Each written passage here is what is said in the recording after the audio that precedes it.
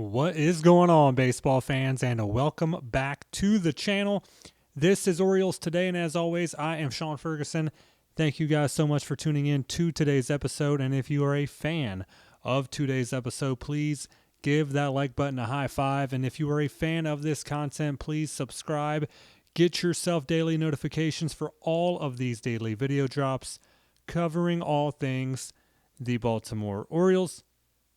We are still hearing rumors of the Orioles being interested in the 43-year-old Justin Verlander. I know we've been talking about that the last couple of episodes. I won't go into any more specifics about him. We'll talk a little bit later on this episode about potential better fits kind of in that same scenario.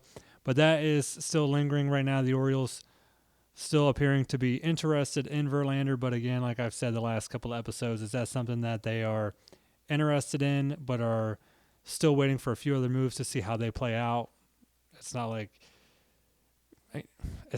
is it, I should pose the question this way, is it they're interested in Verlander as it stands right now, or is it they're just waiting for other moves to play out and he is kind of a guy that, again, I'm not going to say last resort, but a guy that they can fall back on, kind of in that sense.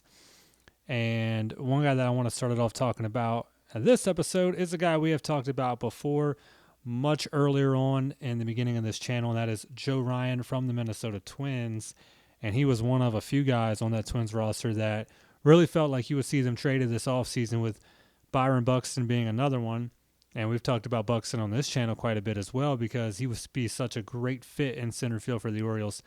And in an offseason where the Orioles have made a lot of upgrades in a lot of spots, that definitely feels like it would be an upgrade out there in center field. And even with that, I've said this on this channel before, that doesn't mean let's get rid of Colton Cowser. I still think Cowser, he's young and he still has a lot of room to improve and develop.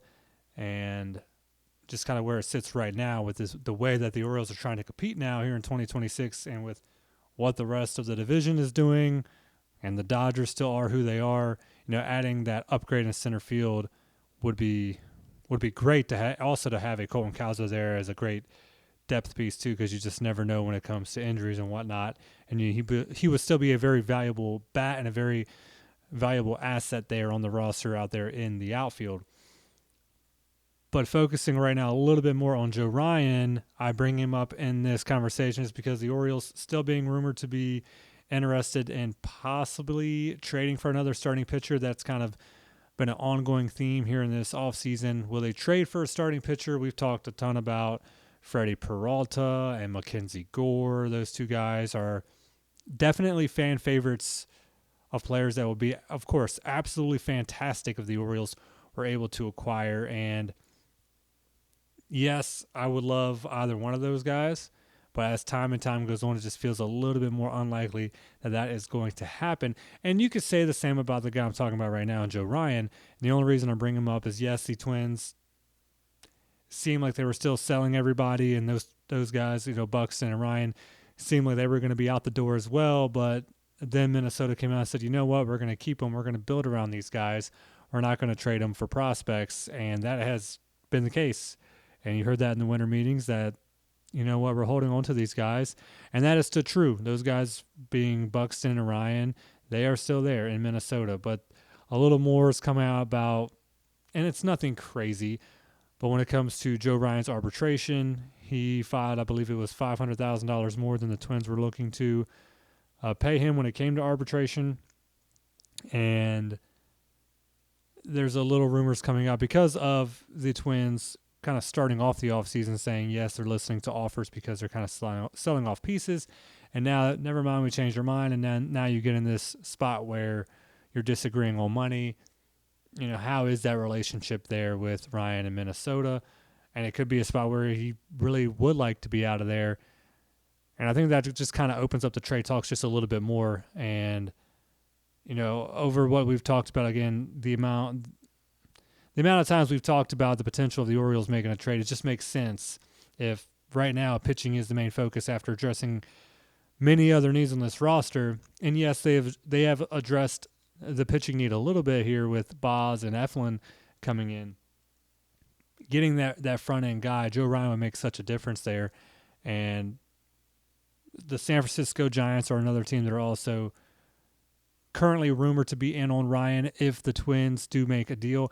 And I think the way that you would be able to go out and get a Joe Ryan is if you make a deal right now that it would be really, really hard for Minnesota to turn down. You give them a guy, you just look at our roster the way it is now. This could be a chance for the Orioles to possibly package Ryan Mountcastle and send him elsewhere, and then possibly a few other from the farm system. It might take a bit to go out and get him, but at this point, it is, if you are willing to make a trade for a guy like a Ryan Peralta or a Gore, a true difference maker, it is going to cost you quite a bit in your farm system, and possibly a guy on your current that you could see being on your 26-man and that's currently on your 40-man, it's going to cost them to go there as well. And if you're willing to give that up and you are okay with where your farm system sits after that, then you got to do it. And if there's a chance to go get a guy like Joe Ryan, if it's not happening money-wise with Valdez, you miss out on him, or Gallen, and you're struggling with the Peralta or Gore, if you can pull the trigger on Joe Ryan, this might be one of the better spots to go out and get him right now with the possible not-so-great relationship with him in Minnesota. And I know we talked a little bit about Justin Verlander as well, and the last couple of episodes, the Orioles being interested in him. And one guy that we've talked about on this channel a little bit is Chris Bassett. And he's a little older. I know we've talked a lot on this channel of don't bring up pitchers or try to bring on pitchers over the age of 32. And Justin Verlander goes way over that, led by 11 years. So, Justin Verlander, 43 years old. Chris Bassett, he's 37 years old, 6 years younger. So if you're going to go the route of bringing in a guy, a big veteran of the sport, and again, I know Justin Verlander, he is a future Hall of Famer. I know all of his accolades. So great for the sport. And he had a pretty decent last year, but again, he's 43 years old, and it's just not something the Orioles need to do. With where they're at, they don't need to do it. If they're going the route of adding another depth piece, which if they add another depth piece, for me, that's fine. As long as, I know I've said this a few different ways, and I don't want to I don't want to go back on anything I've said before. I wouldn't say if you add a depth piece, that's okay, as long as you address the front end. The front end, in my opinion, yes, it could definitely use one more guy up there. So I'm not saying if only add a depth piece if you're going to add that, but that's what makes the most sense to me, is if you add, because that's what it kind of looked like with Zach Eflin. You bring Zach Eflin in, and it was like, okay, well, that makes sense if you go out and sign like a Suarez or a Valdez, because you add a nice depth piece that you can add there to the middle back end of that rotation. But then you add one more guy to shore up that front end, and Suarez and or Valdez would be one of those two guys. And really, in my opinion, even a Zach Gallen at this point in time. But Justin Verlander doesn't do that for you. So if you wanted to add just one more depth piece to the team, it really does make sense.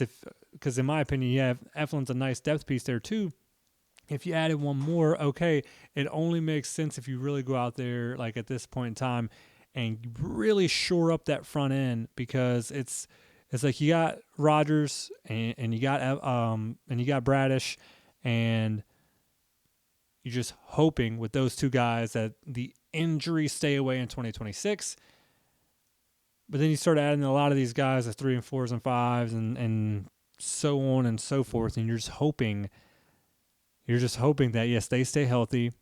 And then you have some guys that could fill in it from time to time, but you can add as many of those guys as you want, but you really need to shore up that front end, and one more guy up there, in my opinion, would do it. So if you wanted to add another depth piece, okay, but it would, at this point in time, it really only makes sense to me if you really shore up that front end with a Valdez or a Gallen. And if you're going to go a guy who is veteran of the sport, I feel like Chris Bassett will be a much better addition at this point in time than Justin Verlander would be. Let me know what you guys think down in the comments about that. But if they're going to go that route, I think Bassett would be better. And if you look at money, Justin Verlander probably projected to, I would say this year, $10 to $12 million contract, and you could probably snag Bassett around $12 to $14 million. So you wouldn't pay that much more money for Bassett if you were looking for that. And just wanted to talk about this real quick. I've talked about this guy a few times on this channel, the possibility of the Orioles adding another utility player, and we're familiar with this guy, and that is Jorge Mateo. Jorge Mateo, well, he is gone now. He is off the board. The Orioles will not be able to have a reunion with him. The Atlanta Braves have announced that they have signed Jorge Mateo to a 1-year deal. As this video is being recorded, the terms of that contract have not been released yet. But again, Mateo played with the O's from 2021 through 2025, and the O's let him go this offseason, and he has been out there up until yesterday when the Atlanta Braves officially snagged him off the board. I was very curious if the O's were going to get him. There was more in the comments on this channel. There was more no's and yeses of if you guys wanted Mateo to come back just for that depth piece on the infield as a utility player. But that is not an option anymore. He is gone. And it was interesting because the Braves, their plan for their starting shortstop was Kim. And then just a few days after it was announced that Kim actually suffered a major injury, they signed Jorge Mateo. But apparently Kim was in South Korea, which is where he is from, and he had an accident. I believe he had an accident on ice, and he had tore ligaments in his hand and had to have surgery, and he's probably going to be out 4 to 5 months. So an absolute freak injury, and the Braves had to make a move. And again, Jorge Mateo out there, veteran of the sport. He's only 30 years old, so that was a good snag by Atlanta. I wish Mateo well. And I want to go ahead and get into some of your guys' comments from this past episode. And like always, thank you guys so much for commenting on each and every single one of these episodes. I really, truly appreciate it. Please keep doing so. And I'm going to start off with this one from George Nicholson. Still holding my breath for Peralta trade with extension. I think that's the only way that really gets done. After the Corbin Burns trade, I just find it hard to believe that the O's are going to make another big trade out there for a 1-year rental, especially with how much they would have to give up for Freddie. I think they only make that deal and make that trade, I should say, if they're able to sign him to an extension with that. This one from me, Fogus, Littell, and Moorlander makes some sense if the O's are considering a 6-man rotation. MLB may be heading in that direction anyway, so maybe Baltimore can get ahead of the curve. And I've seen some teams do that, and I've seen the Orioles do it in the past. And that's kind of what I'm saying, too. If you are looking for... It makes more sense to go shore up the front end of that rotation with another guy like a Valdez or a Gallen, especially if the Orioles have the payroll to do so, which they told us, Mike Elias told us in the offseason that they do. So that makes sense to do that. But if they're going to go and continue to add these guys that could be middle to back end starters, then that might be the way that they go. They might end up going 6 guys because they have so many. If not, it's going to be interesting to see how they balance it, because they're going to have some guys they can keep there for long relief roles or spot start roles, but that's kind of where they're going. They continue to add guys of that caliber instead of adding another front end guy. This one from Bear, a slap in the face, Verlander, LOL. And I'm with you. It doesn't make sense to bring in Verlander right now. Dave Rich, 27, says, Verlander, did we not learn anything from last year? And I'm sure you are talking about Charlie Morton and Kyle Gibson. Again, that did not work out. This offseason has been better than that one, but that would definitely be reminiscent of last year. This one from me, the O's. Valdez will most likely go to the Mets in the end. If they do, O's should trade for Peralta and or Gore. They definitely want to be able to trade for both of those guys. But yeah, as we keep saying on this channel, it makes so much sense. So of course it won't happen. But Peralta or Gore would be absolutely terrific in the front end there. This one from Ken Silverstone. Sign every number 3, 4, or 5 pitcher you can afford to sign. Who knows if Bradish, Eflin, and or Rogers will have health issues this year. The Verlander rumors can't be serious. I hope the Verlander rumors can't be serious, and it could be one of those things, like I said a few times now, it could be a fallback on Verlander. If they miss on everything else, then they might be kicking the tires on Verlander to say, you know what? All right, we'll take him in because we missed on the others. And it's, again, another added piece for pitching. But yeah, and if you're going to go out there and sign what you can, instead of a Verlander, kind of what I talked about in this episode, Bassett would make more sense. And I know there's a few of you here on this channel that have talked about that as well. Chris Bassett would not be the worst signing in the world, and it would be an upgrade for what you would be getting in Verlander. This one from Kyle Novick.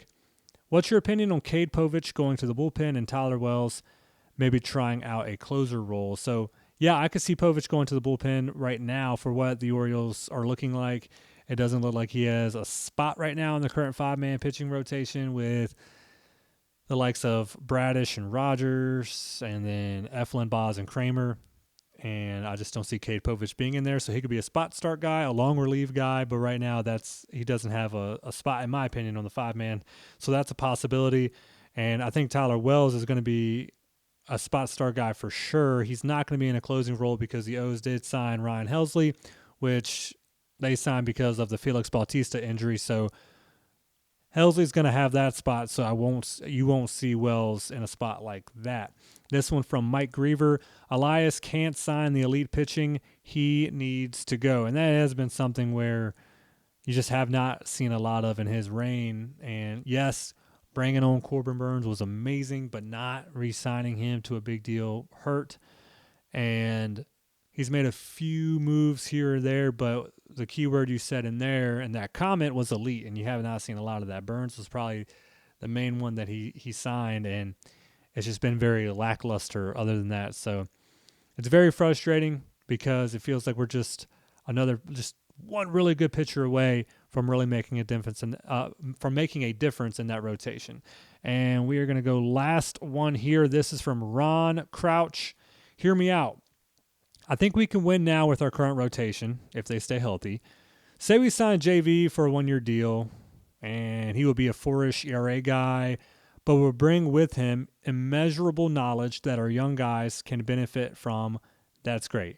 It would also save us from overpaying this offseason, but then allow us to sign or trade for someone next year that helps us even more for a longer period of time. Bradish ace potential, Rogers ace potential, Boss has solid 2 to 3 potential, and then Eflin and others would complete the rotation, but with the knowledge a JV would bring. Then a signing next year or a trade will make it a great rotation. Just my thoughts. And it's kind of what I said now, like where it sits now with this rotation, it is not terrible, and in my opinion, it's an upgrade from where it was last season. And the main thing with it is injuries, the health issues. It was so abysmal last year, and the main thing that the O's really didn't have last year when it came to pitching was depth, which is something they do have this year. Good depth. I like what they have on paper right now. But by adding another guy that you can put there in the front end makes so much sense of what you went through last year. It would only make you even more dominant going into the season this year. And I understand, and you're not the first one to say that about Justin Verlander, of what he would bring mentor-wise and just veteran-wise to the clubhouse. And you're not wrong. He'd be a really good presence there. It's just, spending $12 to $13 million on a guy, in my opinion, I don't think that would make a massive difference right now, because I just don't see him having a spot on the current 5-man rotation of what we have on paper right now. I wouldn't boot anybody out for him, and then you're paying that much money for a long reliever role or a spot start role, and I honestly don't think he would want to come over for that. So it just, again, in my opinion, the Verlander, I understand where you're coming from. I just don't see that signing making a lot of sense. And I agree with you, though, that I do believe that on paper right now our rotation is pretty solid. It is good and where it sits right now, but it could be better. But I also have seen a lot of people say just sit tight with what you have, keep an eye on it, and wait for the trade deadline, because you could get better opportunities to sign guys that have a little control going into at the trade deadline. So that is also something that could be a potential we will see and continue to keep our eyes on. But guys, thank you so much for tuning in to today's episode. I truly do appreciate it. If you are a fan of today's episode, like always, please give that like button a high five. And if you're a fan of this content, please subscribe. Get yourself daily notifications for all of these daily video drops. covering all things the Baltimore Orioles. I will see you guys on the next episode. This is Orioles Today. I am Sean Ferguson, and let's go O's.